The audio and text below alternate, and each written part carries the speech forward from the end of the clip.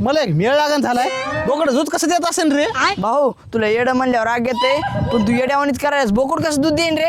अरे बालासाहेब, मी सकाळी व्हिडिओ बघितला रे. गंगाखेडचं एक बोकडं 2 तांबे दूध द्यायली म्हणे. आता कसं देत असेल मला मेळ लागण झालाय. ए बाबा, आम्हाला माहित नाही, तू काही म्हणायलास. थांब, ते काढतो ना, मला लय रोज फोन लावून बोर करायली ना. तिच्या माय जरा. बोल ना भाऊ.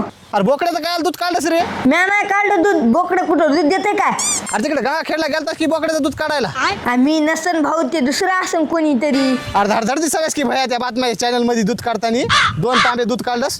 बापू, अरे भाऊ मला भेव वाटा दे तसं काही म्हणू नक्की मला.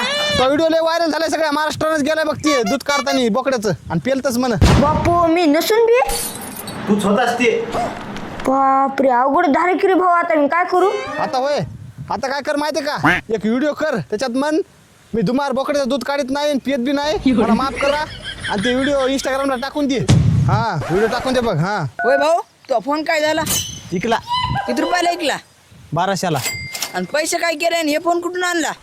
पैसे हे फोन आता जे मी कॉल केला का, ते घरी होता पडलेला, त्याला नीट केला. एक 100ची बॅटरी टाकली चोर बाजारातली, आणि 100 रुपयाचं बॅलन्स टाकले, आणि बाकीचे 1000 मधले 500 ते अंड्रेल, 2 बनेल, आणि ती जराशी पाणीपुरी खाल्ली होती. 500 रुपये एकाची घेतली होती, देऊन टाकली.